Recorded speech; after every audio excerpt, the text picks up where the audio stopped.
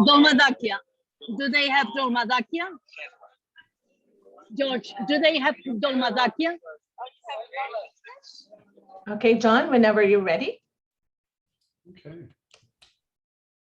Well, hello, everybody. Welcome to Friday. I'm so glad you could join us today.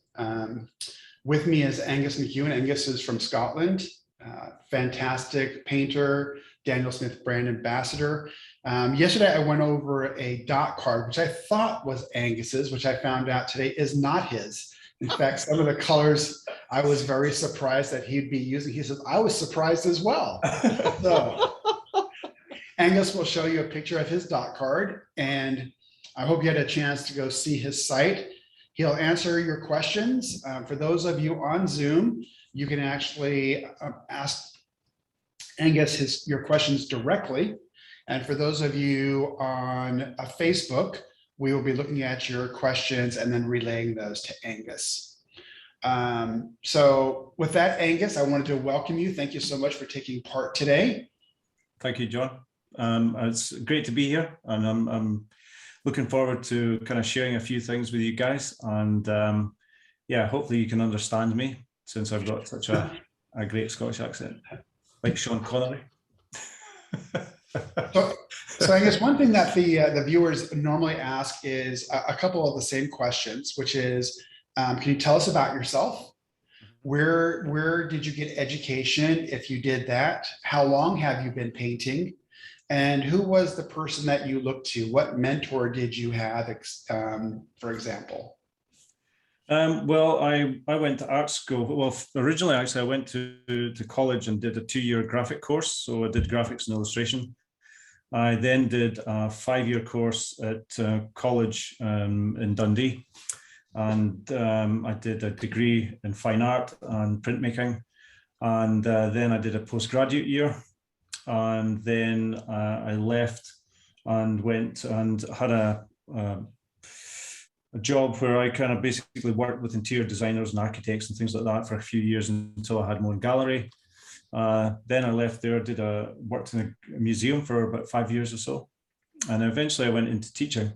And so I did another postgraduate diploma in teaching, postgraduate secondary school education in Scotland. And but I never actually taught there. I went straight into college, and then I taught there for 24 years. And that takes me up to this July, where I stopped teaching in college. I'm still teaching, obviously. I'm still teaching online and things, but I'm doing workshops. But yeah, that's it. And as for people that kind of influenced me, I had a few lecturers who I kind of looked up to and who gave me, great advice when I was at college. As far as artists, some of the lecturers actually pointed me in the direction of Andrew Wyeth way back in early 1980, when I kind of first caught sight of Andrew Wyeth. And from there, I kind of got an insight into some of the kind of work that I found really inspirational. Now, I know he worked in watercolor, and I didn't work in watercolor then. I worked in oil paints and acrylics, and I worked in oil paints and acrylics right up until about 1995, when I kind of started messing around with watercolor. And I went to China for about 3 months, and I took some watercolors with me, and I spent the 3 months getting to know watercolor. And that's basically where the kind of breakthrough happened for me. So yeah, that's a potted history of me. Awesome. Thank you. Thank you. So I know we have some of your works scanned and ready to look at. Would you like to go over those? Sure.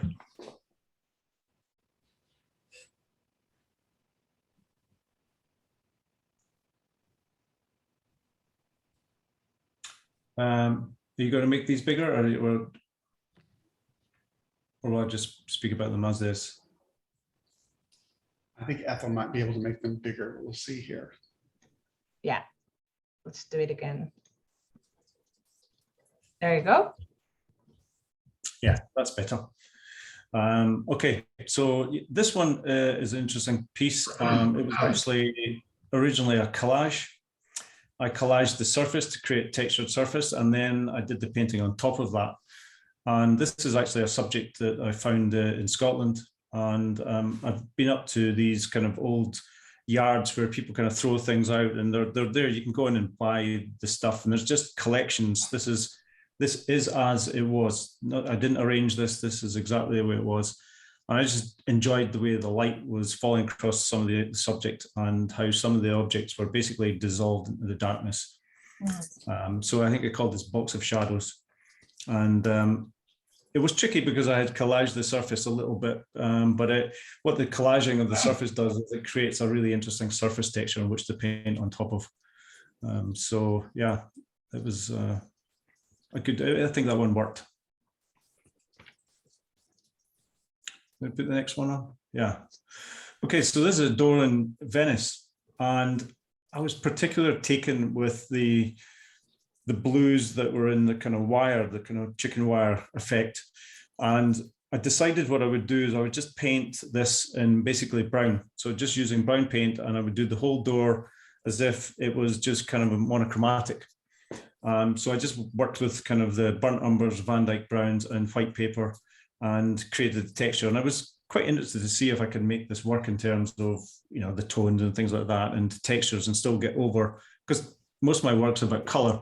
And I thought I would take the color out of this and just leave it in the windows. So I've just got the kind of little hint of the color in the windows, that sort of cobalt manganese kind of mix that I really like working with. So yeah, I think that worked as well. If anybody's got any questions about the paintings as I'm going through this, just ask. This is again this is actually a window, a shuttered kind of window in Venice, which I came across. And it was one of these places where when you went past it, it kind of catches your eye, but it wasn't quite as vibrant as this. And it was permanently in shadow. It never got any sunlight. And I decided I liked the subject. I quite liked, you know, the setup here. And again, I didn't change anything. I didn't add anything into this. It is as it is, but I enhanced the colors and I kind of pushed the kind of coloring so that it was, you know, really vibrant, and you get this really amazing kind of colors in the rust, that's sort of purples and oranges and things like that. And again, getting that really nice, soft, delicate shadow that's just coming from the handle. These things are, you know, I really enjoy kind of trying to do that sort of thing, just making that work without having any edges whatsoever, just kind of popping that on top of the paint. So yeah, I enjoyed doing that one. Could I ask a question? Yeah, go for it. On that previous picture, how do you get that textural look? That overall, like the little stippling in that? Do you use a brush, or how do you do that? So initially I work with a tint, and I'll lay in a tint, and then I work by kind of then reducing it in tone with splattering and stippling. And then I go back in there with the original tint and I start kind of reworking the surface. And then I'll pick out highlights and lowlights and, you know, create that kind of really mottled surface. But it's a variety of different things. Sometimes it's done wet, you know, splattered on a wet surface, sometimes splattered on a dry surface. And you just work with it until you get something that kind of says something to you. Amazing, so realistic. Thank you. Thank you. Okay, this is an image from Qingdao, and it was a trip I was there with Lauren, in actual fact. But Lauren had to leave early, and that's when all the magic happened. Oh, thanks, Angus. It was on our last day, and they took us down, you know, for something to eat down at the beach, and we asked if we could kind of stay and do some drawings and paintings, and that's one of the pieces that came out of that. And this took me about, I don't know, about 9 months or something. Every single stone is put in by hand. There's no, you know, there is splattering and things like that going on in there and stippling, but I actually went around and put every single stone in there with a small brush, so that it kind of, you can kind of really see the detail in there. I enjoyed doing this one, actually. But, you know, What size was before that? you leave that one, I think that one of the things that is so magic about that. It's obviously a boat, but it's obviously also a shroud. It's almost like the Viking funeral covered in sand. I mean, it's such a complex story, but so beautifully told, because the details you put in it just wants you to look further and further and further and further into the story, because because of the level of detail, you know there's more story there. But anyway, congratulations, fabulous painting. Thank you. So this one is a window in it's a place in Scotland up near Aviemore, and it's kind of like an old farmhouse. And I'm actually doing a version of this again because I went back there this summer, and I just wanted to see whether I could work with the intensity of light. So it's just the white paper is just the light, and I just kind of, again, you know, it's slightly, I guess, reminiscent of Wyeth and some of the things that he did, but his were a lot looser and a lot more suggestive and really quite clever. I just decided I would like to try and kind of do my kind of you know, my version of it, and see if I can kind of pull that off. The majority, you know, the lower half is basically black, and again, I quite like that. I quite like kind of losing a lot of subject in amongst the darks, and so this kind of provided that that vehicle for me to do that. Okay, so this is an image from England, down near a place called Staithes, which is a really popular place for artists to go to. But a lot of people do all the small houses, and they do a little jetty and all the boats and things like this. And I came across this one night with the sun coming down. Part of it sort of hidden in the darkness. Intense colors were really interesting. That whole bit on the right-hand side, in fact, even the center bit, is all just white paper. And the idea was just to kind of pick out basically the shadows and just get the illusion of that, just using basically kind of like lavender colors and cobalt teals and just really, really simple colors, just to kind of suggest the shadow that's on that wall. All the rest of it's just white paper. Something amazing stone text through Angus. Thank you. I've actually just sent this off to Massachusetts in America. It's just actually left it today. It went off there. May I ask you, do you have a favorite size that you like to paint? I go anything from 15 by 22 centimeters, which is like really quite small, 5 by 7 inches, I think, right up to a full sheet, and sometimes beyond. For instance, the shroud was bigger than that. I look at the subject matter and then I decide whether it's appropriate for whatever size. So I don't have any real kind of go-to. What I do a lot of is square format, 56 by 56. I do that quite often. I just quite enjoy that sort of size, and it's basically obviously the full sheets, you know, 76, 56. So I just basically take that 20 off, and yeah, no, I do half size, I do quarter sizes, and then do the really small ones, and I just enjoy doing lots of different things, and I do lots of different things in order to kind of mix it up a little bit, because I get a wee bit bored sometimes when I do big ones, because you know, you're on it endlessly. So I sometimes dump them and go and do some smaller pieces. And I usually have about 10 paintings on the go at any one time, so that I can just hop around.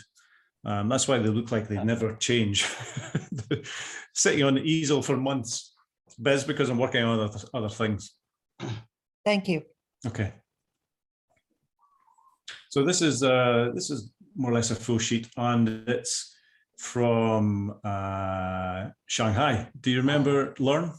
Oh yeah, like it was yesterday. Yeah, so we came across this. This is just the way it was. We just walked up the street, and we all saw this. And I've obviously played around with the background a little bit and experimented with the surface of the stone wall, but the actual kind of alcove part is the way it was. And sometimes I kind of do that. I kind of just, you know, I take the essence of it and then explore it a little bit and then just kind of enhance it. And that's what I did with the outside surface. And I did two versions of this. I did a really big version, as in sort of panning back a little bit so that this alcove is smaller.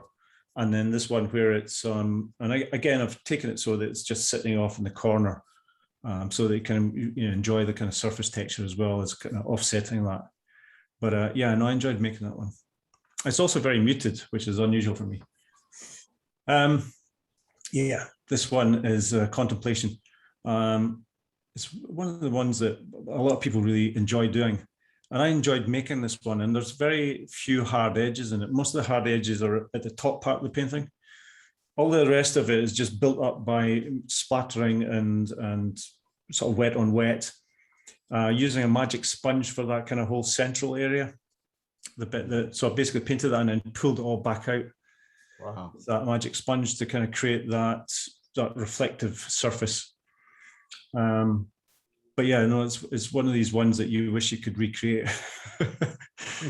but I might do. So this is another piece that was from Shanghai, and it was a day Tom Shall and I went out for a walk, and in the one street we came across a lot of different things, and this was something I quite liked. I just liked again, it is the way it was. I didn't move anything, it's just sitting there. That symbol, it apparently means head. And of course, we've got this little paint pot there. I loosely thought about calling it pothead, but I decided not to. And what I just like about this one is there's elements of real detail, there's real rusty bits, but there's also soft bits. And that bit, and actually the hardest bit for me was the bit on the right-hand side with the drapery. I struggled with that for quite some time. The other stuff, was much, much easier to do. It was getting that kind of soft quality that proved difficult. Okay. So this one's Tea Break. Again, I'm actually doing a version of this at the moment. And this, again, is very much about sort of tones, and all the lights are just white paper. There's texture-wise, there's not an awful lot of textures, and there's some on the kind of floor and things like that, but a lot of it is being kind of controlled.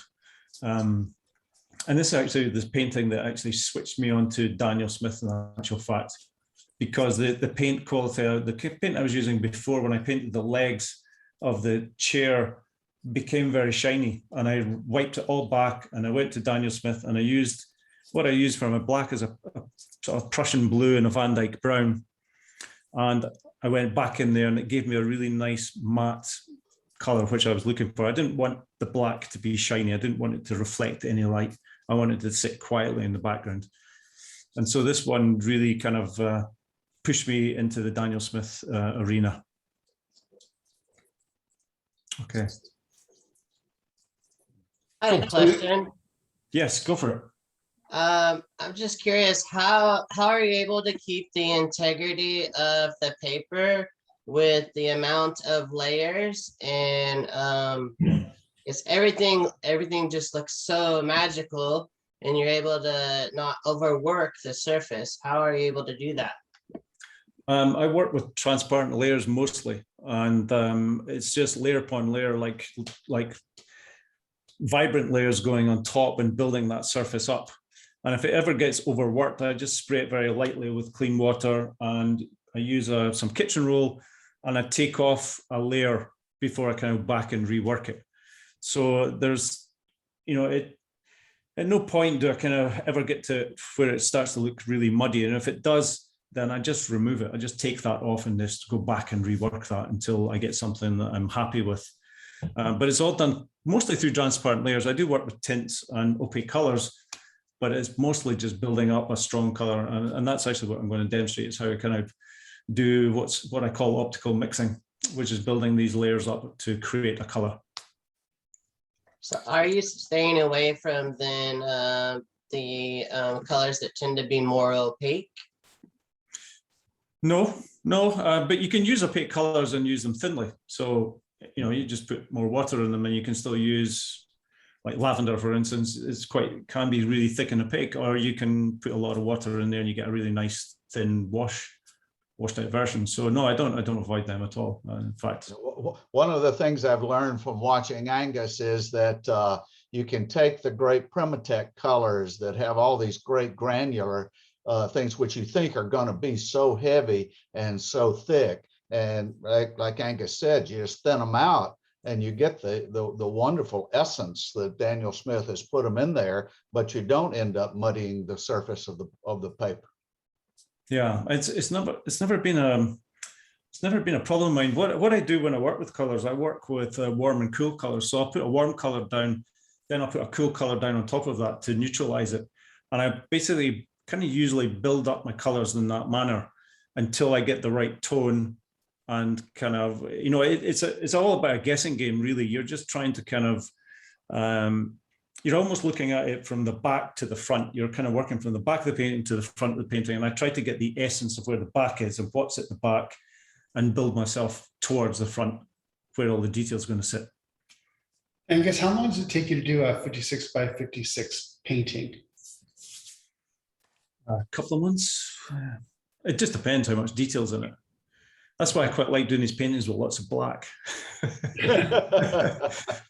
So there's just a small bit that you need to paint and the rest can be dark. But yeah, it really depends. If there's a lot of stuff in there, then it will take me a while. And yeah, I think I'm getting slower, to be honest. And do you have a favorite paper? Yeah, well, you know, quite a number of years ago, I won the Market de Aqua competition. I got 80 sheets of the handmade Fabriano paper from the museum, which I've been working my way through, and I used that a lot. But recently, you know, I'm starting to kind of get to the bottom of that. And recently, I got the Two Rivers paper. I don't know if you know that one. It's I've just started experimenting with it. So, you know, I've got the sort of Two Rivers 300 £. I like handmade paper primarily. So I like the deckled edge. I really love the deckled edge. And that's what I look for. I can create the deckled edge, and that's why I can create a 56 by 56. I'll just make a deckled edge on the piece of paper. But I prefer that kind of natural broken. It almost reminds me of something you've scooped off a piece of wall, like a Banksy or something like that, and scraped off the wall, and you've got this broken edge. And I quite like that. And I'll exhibit my paintings that way so that you see the broken edge. I don't like a mount that sits over the top of that. I like to kind of see that edge. It's part of the paper. And when you enhance your color, let's see, when the artist, Catherine, when the artist enhances colors, does he shift colors or make them darker? Shift the colors and make them darker. Okay. And I think I think that's kind of it from what I see. I Okay. have a question. On the last painting that you showed, whenever I see that, I just find it so stunning, the glow of the jacket. And I'm just wondering if you can give us any insight at all as to how you got such a glow with that. The underpainting was with yellow before I put the greens and things on top. And so it was one of these things, because there's a lot of white around the side of it, it becomes quite tricky. And in fact, I'm doing a version of that right now.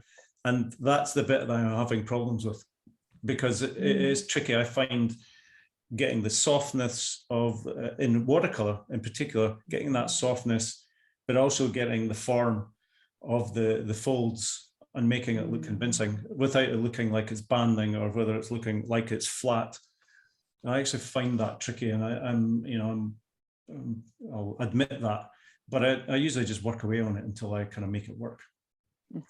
So I'll say it wasn't easy, but I just keep kind of working away with it. And the vibrancy came from that underpainting of a kind of warmish color on top of the color.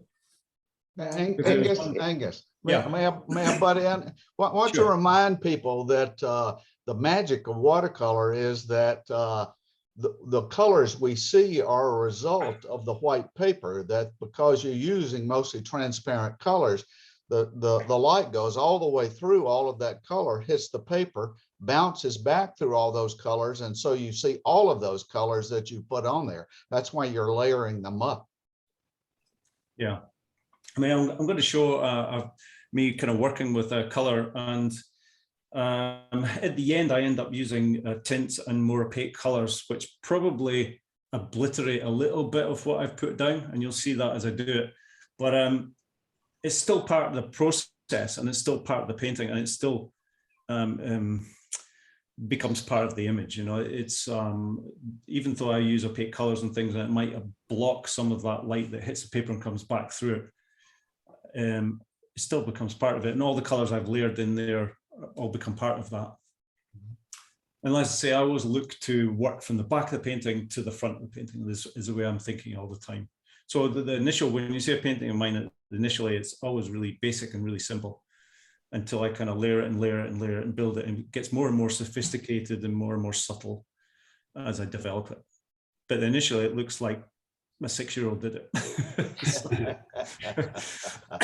which always worries me. Anyway. Okay. Do you have more than one painting going on at once? Yeah, I have about 10. So that's the good thing about it, is I never have artist block. I've always got something to do. I always do whatever takes my fancy at that time. So if I get bored with something or I'm not sure how to resolve it, I just go and find another painting. And there's always something, I just flip through it until I go, oh yeah, that one, I'll work on that. So that's why I find it hard to know how long something takes, because I'm chopping, changing, and I just have a vague idea of how long it took. But I really don't know. I have never logged it, and I don't actually want to log it. No. Angus, a question that was asked for Malind last week is, when do you know you're done? When there's nothing left that bugs me. Okay. So that if there's, when I look at the scan the picture and there's nothing there that really annoys me, if there's anything that annoys me, I obviously deal with it. But it's finished when I feel satisfied that every part of it, it works from a distance, it works close up. Every part of it kind of reads the way it should read. Nothing jumps out, it shouldn't jump out. Then it's finished. And then I kind of leave it for a little while. So, you know, I just put it aside and live with it for a little bit. And then if I look at it and still feel happy with it, then that's okay. But occasionally I have gone back and gone, yeah, I know what, I still don't like that bit. I'm going to rework it. So that's the normal answer. Is usually when there's nothing left that annoys me. Okay, that's a good answer. Okay. So, would you like me to make a mess? That'd be fantastic. Okay. I can do that. Just let me.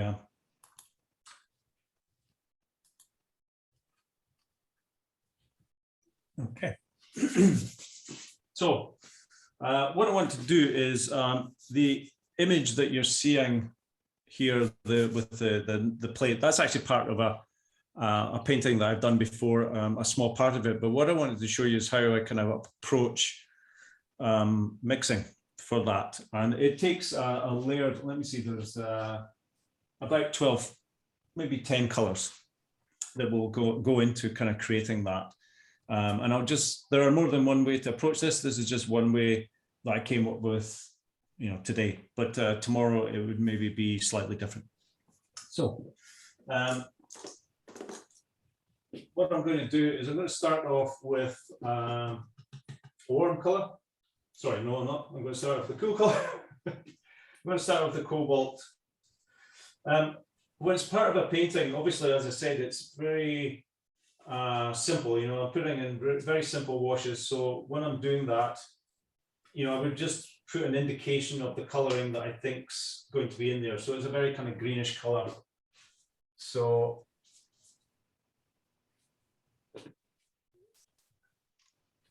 there's going to be a little bit of the use of hair dryer, because I need the layers to be dry in between.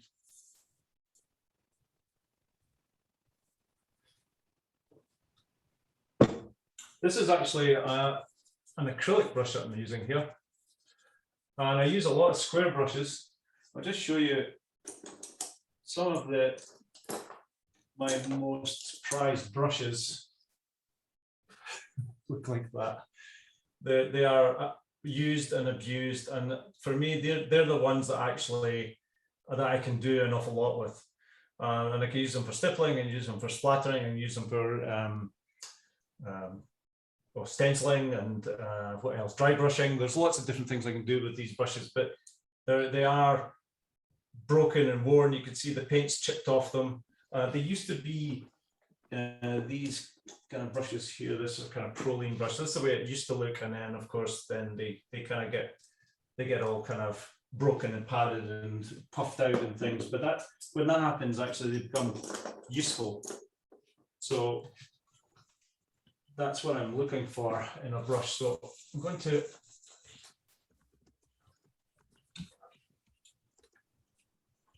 give this a blast with a hairdryer. So just give me 20 seconds.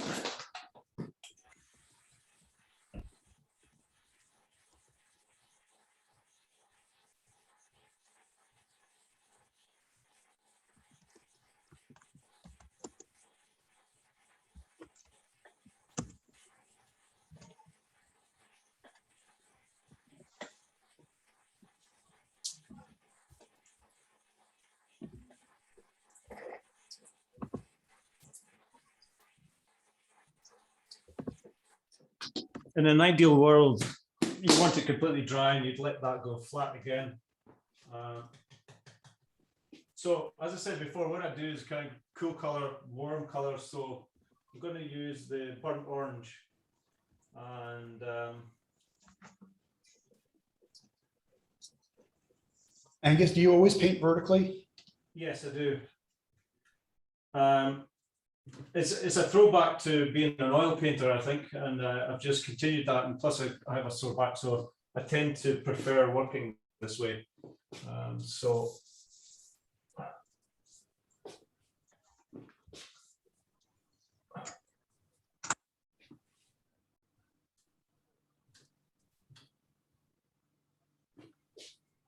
just cover this. If I can, I try not to go over the surface. Once I put a layer down, I try not to kind of go over it too many times, otherwise it just mixes on the paper and it's pointless. You may as well just mix it on the palette. So then a quick blast.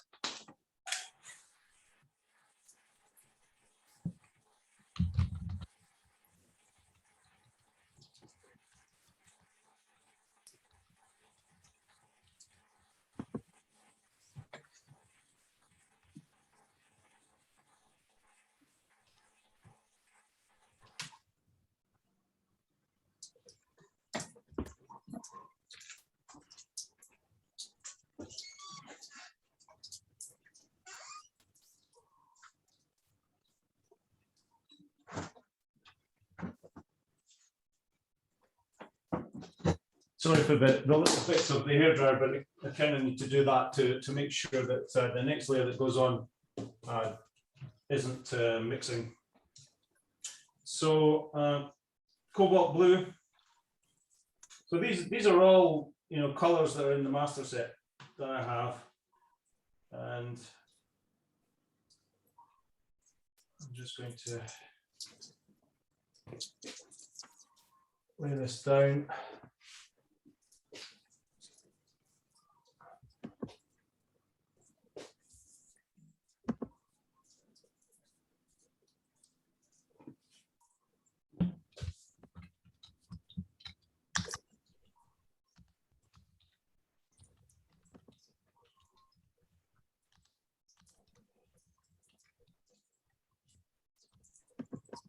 So as I say, you know, in the actual painting that I did this on, it was just a small part of the painting, but it kind of sums up the sort of the approach I would do if I was doing this out with that.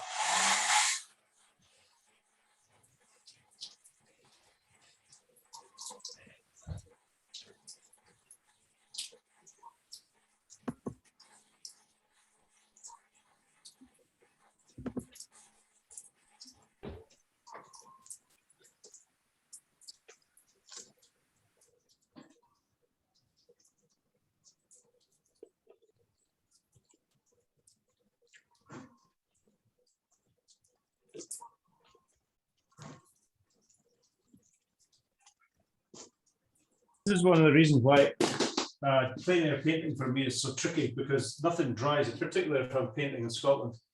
Absolutely nothing dries when you're out and about.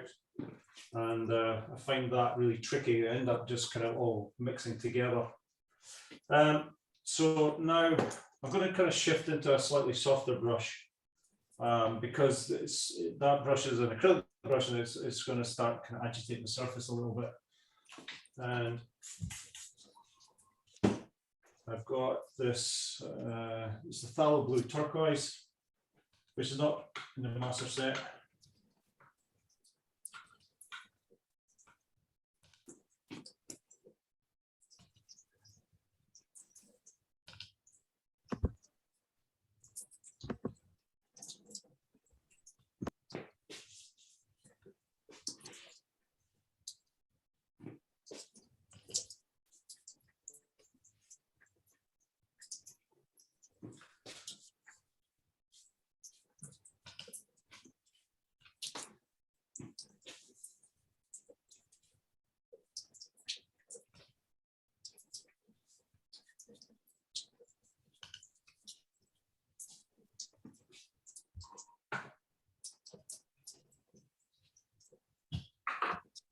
Give it another blast with the hairdryer.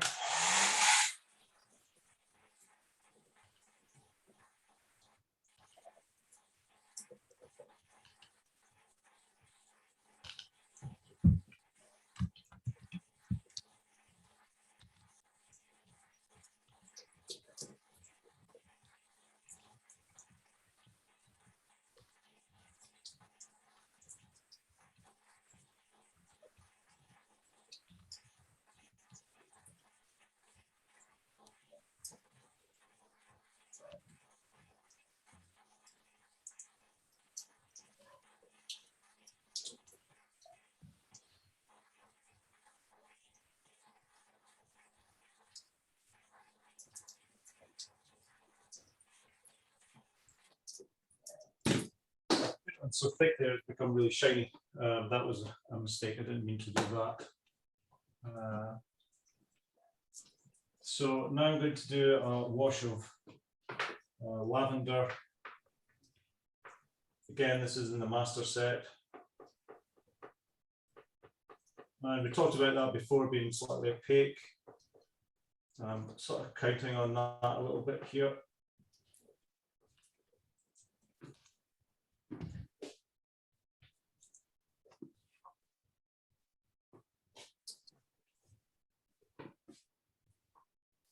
Got a feeling that's just a wee bit damp still.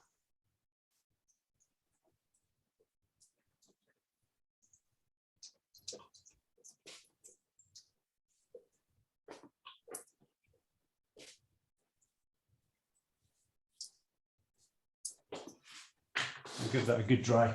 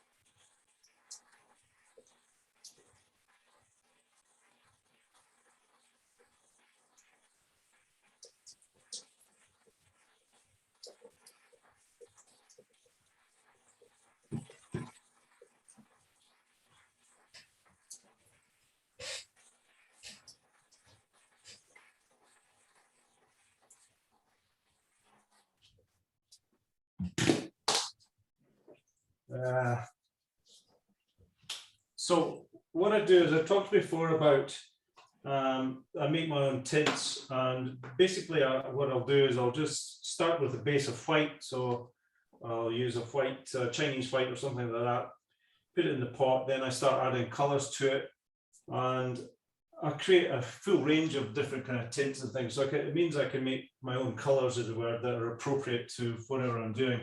The beauty of it is that I can make these colors and I can use them and reuse them, reuse them again. And so this is actually from something else that I did quite some time back, but it's appropriate for this. So I'm going to use that here. Angus, do you use masking fluid? Do you mask off some of your paintings? No, I never use masking fluid. If I'm going to mask something, I'll maybe just use a bit of paper and hold it and just mask off. But I always just work around the shapes. And there are a few different ways that you can mask things off that I use, such as putting clean water down onto an area, then sort of splattering, and then I could just dab it off and it doesn't settle and soak into the surface. Okay. But I prefer the natural edge. I don't like the edge that you get with masking fluid. Plus, I've had many accidents where it's kind of ripped the surface and things like that. I've had skies obliterated. I've had to use sandpaper and all sorts of things to try and fix that. So I try to avoid using masking tape, masking fluid. Push comes to shove, I'll just use a bit of paper to mask something. It's just, I just decided a while back, I mean, a long time ago, that I would just not do that anymore.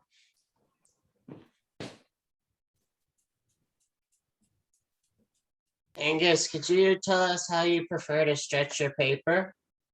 I see it looks like you have some staples.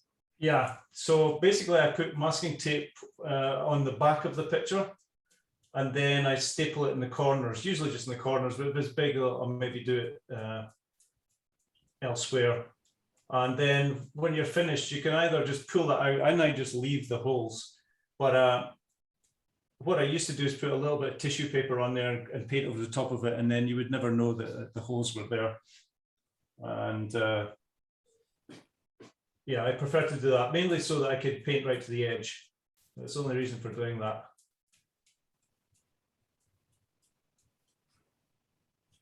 So work with this tint. I think if I remember rightly, the tint was made with a bit of Prussian blue, some manganese and white. So are you saying that you use like a double-sided masking tape, like on the edge of it, or what?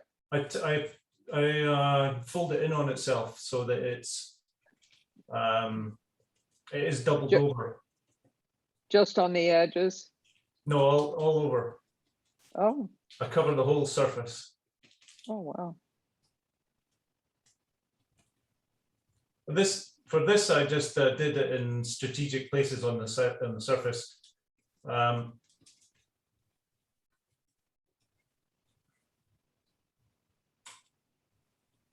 Yeah, because I've been just doing this quick, and it doesn't need to be around for very long.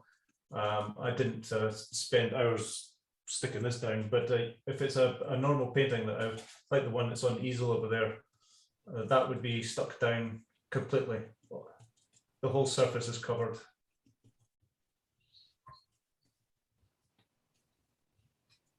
So I'm just putting that in, sort of breaking the surface up a little bit. You can see it's drying a little bit darker.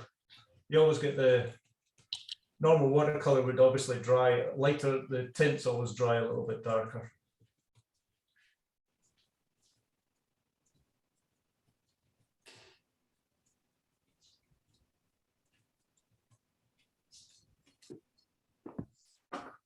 Angus, how do you choose the 10 to 12 colors to do this layering process? Just trial and error. So basically what I do is when I work with this, I'll look at my reference material. So in this instance, I have reference material is basically here. And I'll look at it and gauge, you know, this is too blue, so it needs to go more towards the purplish range. And, you know, I need to maybe sort of darken the area. So I kind of look at to see the difference between the two. What you're seeing actually on the camera is a little bit greener than actually what I'm seeing. It's a lot more blue. So that's how I do it. I basically just judge what it needs to do, whether it needs to go hotter or colder, and whether it needs to go darker or lighter. And I'll just do whatever it needs in order to get there. So that was losing splatter with the lavender.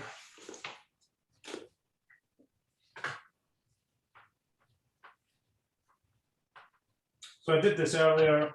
that's why I know exactly what I'm going to use, because I've got it all kind of written down. I know exactly what it needs, but just as I was saying to you there, it just needed to be more towards the purplish range. So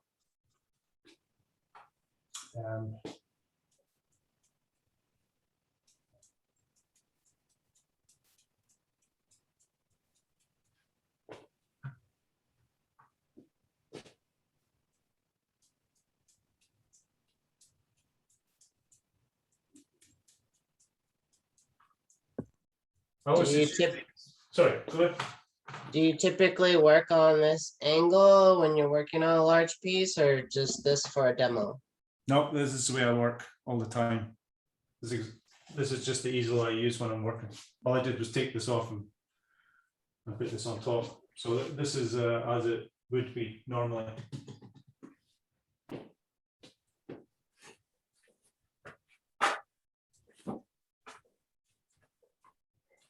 I'm going to give this a wee dry. Oops, here we go.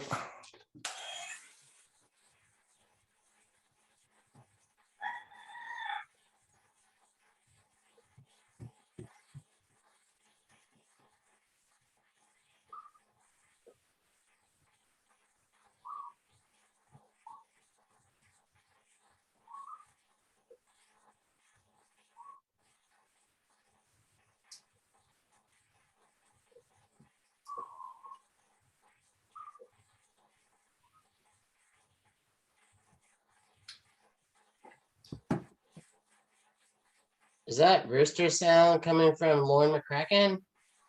Not coming from me. Sorry. Well, we're hearing a rooster in the background when they turn off the sound from your hair dryer. So we're scratching our head as to where it's coming from. Yeah, it's not me. So, okay. So I'm going to put a little, go back to this and the phthalo blue turquoise, and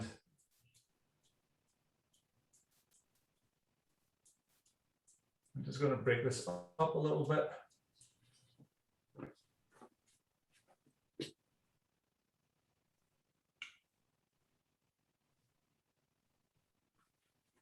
What I want to do is there's a lot of a kind of greenish kind of quality in there, so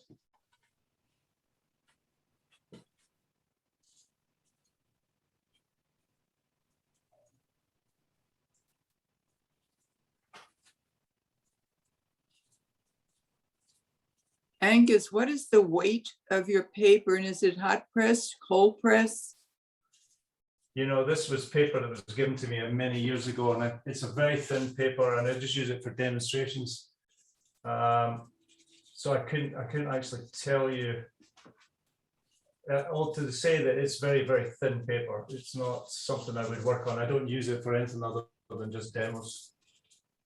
But normally, I would use kind of thicker paper, you know, 200, 300 grams. Sorry, pounds.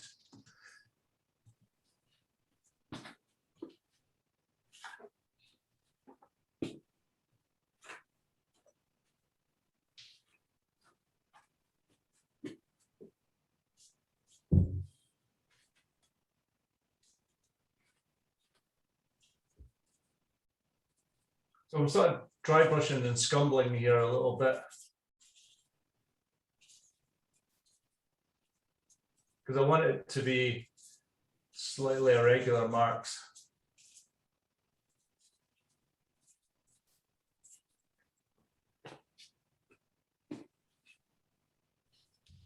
So I guess one of the questions is, it looks like he's more left brain analytical most of the time with little right brain flow. Is that just because of your demoing?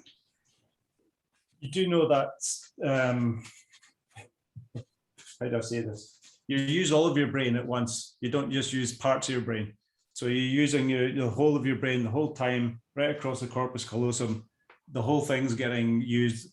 That whole kind of right brain, left brain myth is just that. Very good. There's a recent information that's come out about that basically kind of, in fact, when I say recent, I mean the last 10 years, it talks about all that. And the fact that you can't sort of just characterize it in these ways, it's very much that you use your whole brain. So I don't know if that really answers the question, but what I have done here is I have written it down. So I have an idea what I'm going to do next, whereas normally I would be more intuitive than this. You know, normally I would look at it and I would sort of consider what I've done, and that's why I take time, because I'm thinking about it. Whereas here I've written all down, so I kind of know what I'm doing next, or at least what should happen next. So splatter. There's a kind of warmth to this here. So what I'm going to do is I'm using the burnt orange to warm that up a little bit.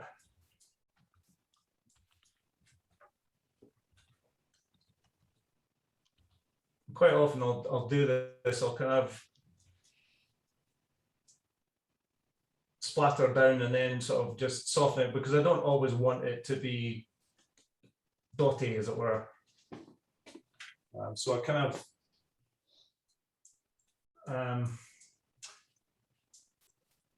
sort of get rid of some of the dots, not all of them.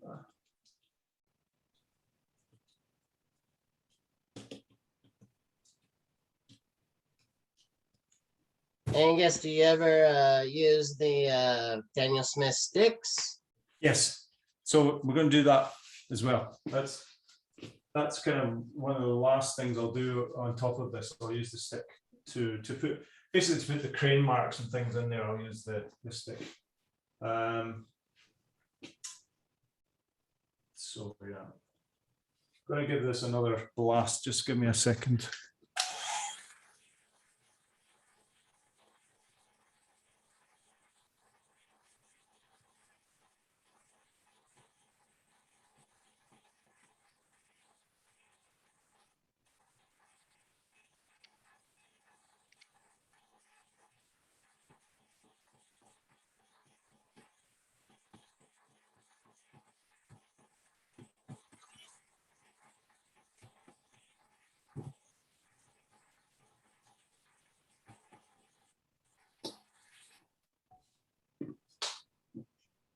Good to put a little bit more of that green in there.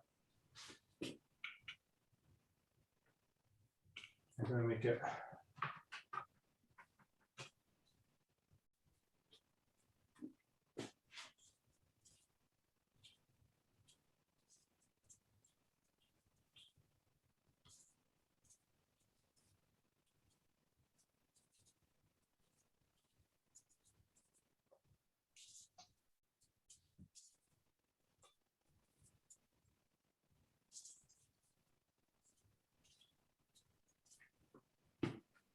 Oops. Missed that. I'm going to get another wee blast, and then I'm going to use the stick.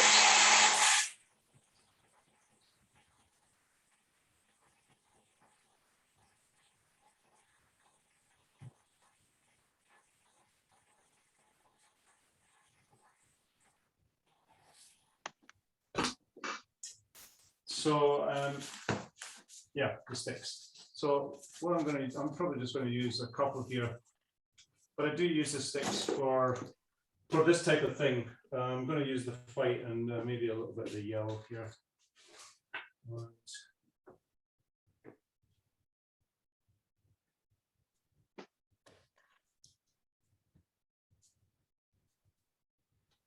Are they watercolor sticks or what are they? Yeah, so the Daniel Smith watercolor sticks. Great, Angus.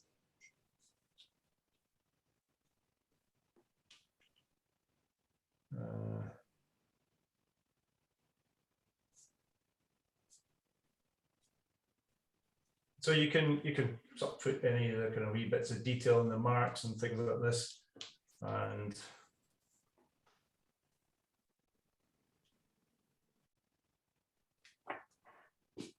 to just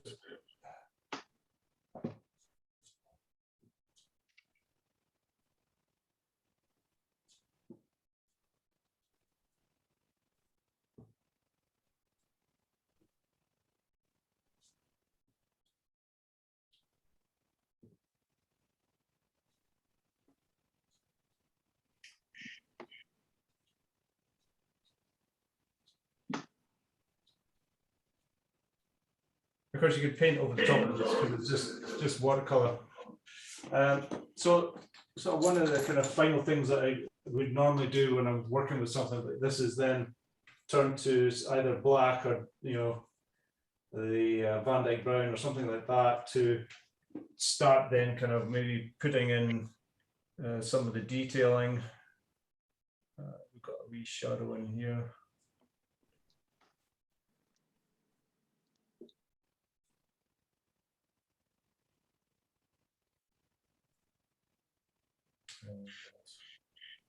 I want to kind of pick out any of these wee bits and make them look like they're actually a scored surface, then I can do that.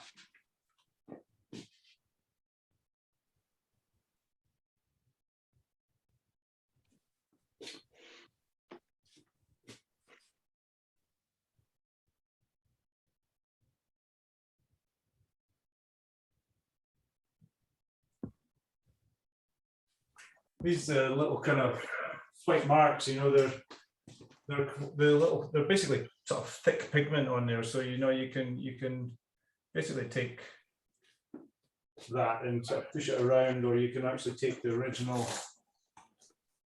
And I do this, you know, fairly often. Is I'll maybe take this and just basically create a thick white. So if I want to, you know, scratch or something like that and put it in that way, then. Angus, was that the Hans Yellow medium stick? This is the Bismuth Van Date Yellow. It's quite a vibrant yellow. I don't have a watercolor of this one. But it's quite vibrant. So basically, I mean, this is really quick, kind of me just playing around with it. I mean, it seems to me to be needing to be an awful lot warmer. So, you know, going back in there and working with things like the deep gold, maybe in with the burnt orange, and just maybe applying that across the surface, just kind of warming that whole thing up and just changing the tone and the kind of warmth aspect, because it's a little bit kind of cool. I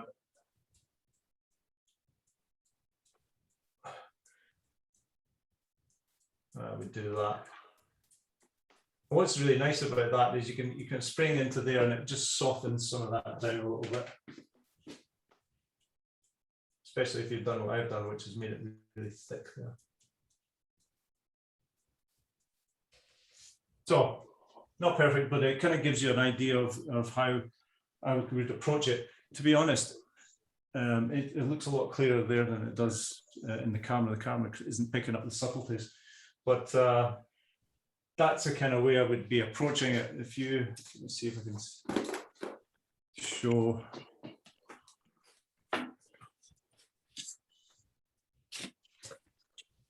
Kind of working on the sketchbook, I did more or less, it was exactly the same sort of routine and just sort of playing around with that. And it kind of, again, I don't know if it looks a little bit better there than that does. Angus, share with the group those fabulous brushes you've created that you were doing that wonderful detail with. Sure, I've got these brushes here. They're for details, so they're very small. They just sit nicely in the hand and they're really well balanced. What I used to find is that, you know, anytime that I had a brush, just this is, you know, usually you've got this bit over here, and we were doing sort of fine detail for a while. For instance, all these little stones that I was doing, and your hand gets really tired, and I find these really useful. And I designed them so that they were really kind of great for doing kind of quick things. But there are Kolinsky sables, and I've got a couple of squares, and it goes from sort of 0, 00, I think it is, up to 4. And I use the 3 and the 4 for some of the washes that I do, and it doesn't look like very much, but it holds quite a bit of water, and they're really good for like putting in sort of little thin washes and things like that. I just, I'm really quite happy with these. I get them made in Russia and sent to me, and for me, they're perfect. They're really good. I know Lauren's tried them, and Giovanni's They're tried fabulous. them as well. They're fabulous. I love them for the detail because they hold so much paint. Yeah, they don't, they're a bit unassuming, you know, they don't look like much, but No, but they're, yeah. Beautiful brush, Angus. Beautiful Yeah, brush. great control. Yeah. thank you. For the detail is wonderful. Yeah. Yeah, that's exactly what I bought. I made them, you know, because I've got, you know, I've got Skodas and things which are, you know, nice big brushes, and they're really great, and they're great for big, but for something, you know, you can see the size of that brush, you know, it's really quite big. And for doing any detail, I tend to go up really close, and then you've got this huge big barrel behind you.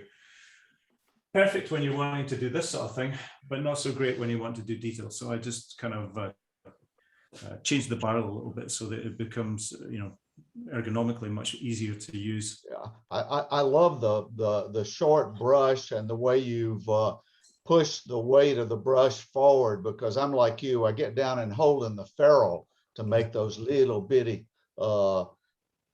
details. But if you've got that 18 inches of brush handle out there, your hand gets really tired really quickly.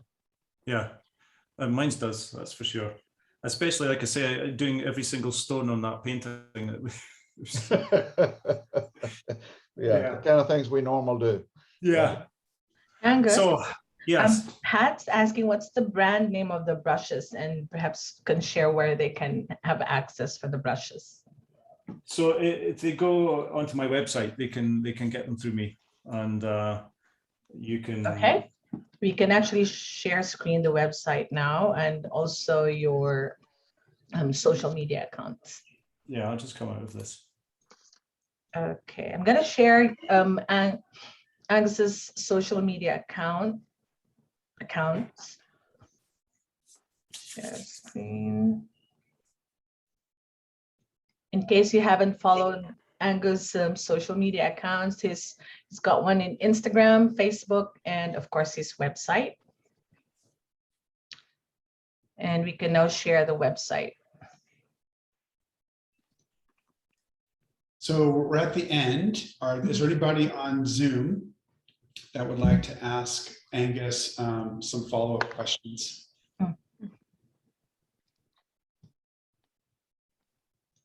Yes, I was wondering if you use the Daniel Smith grout. I do, the ground. Yes, I do it. Sometimes when I do collage, I'll put the ground down. I've recently did it with, I was trying something out using it as a resist. I was doing it with some students and showing them how they could use acrylic to work as a resist, but you can also use the ground, because the ground has a copolymer emulsion aspect to it. It has an acrylic base to it. So you can actually use that as a resist, and it worked pretty well. And then you were able to kind of work on top of that. So in specific circumstances, I do use that, yes. And how about interference or iridescence? Do you use any of those? Nope. It's a bit too sparkly for me. I haven't come up with anything that I need it for yet, but you never know. You know, there might be an occasion where I go, I need to use that. And I have tried them and I experimented with them, but yeah, I haven't needed them yet. Excellent. Angus, thank you very, very much for taking part today. No problem. It was a pleasure. Hey, Angus, real quick, do you want to talk about your workshop at Terracotta? Sure. Yeah. Can you just remind me of the times? We'll share a screen. I think it's the 22nd. I have a weekend workshop coming up, and it's playing around with There you go. thick paint. Yeah, thick paint, using acrylic as a resist, And you know what, it's a really fun time because it's a lot of splattering, a lot of playing around with paint and experimenting, and you don't need to be able to draw, you just need to be able to use a stencil, and we can produce something quite interesting and kind of really get something really detailed. So that's the 22nd, I think it is, yeah, 22nd to 24th, so it's over the weekend. It'll be fun. Honest. You're a fun guy. Fun And a good guy, artist. yeah. Thanks, Angus, for sharing all that with us, all Okay. of us. Thank you. I mean, obviously the demonstration was quite rushed, but it kind of gives you a sort of feel for what I do, you know, and the way I was using the paintbrush is kind of the way I use it. You know, I do experiment quite a bit with paint. So if you have questions, please go to Angus's website or his social media, and you can ask him questions and join him on Terracotta to see his wonderful works. Thank you, Angus. Thank you. No, thank you, John. Thanks, Catherine. Thanks, everybody. Always a pleasure. Yeah. Thank you, everybody. Bye-bye. Bye. Bye. Bye. Very fun. Cheers. Thanks, everybody. Bye. Bye.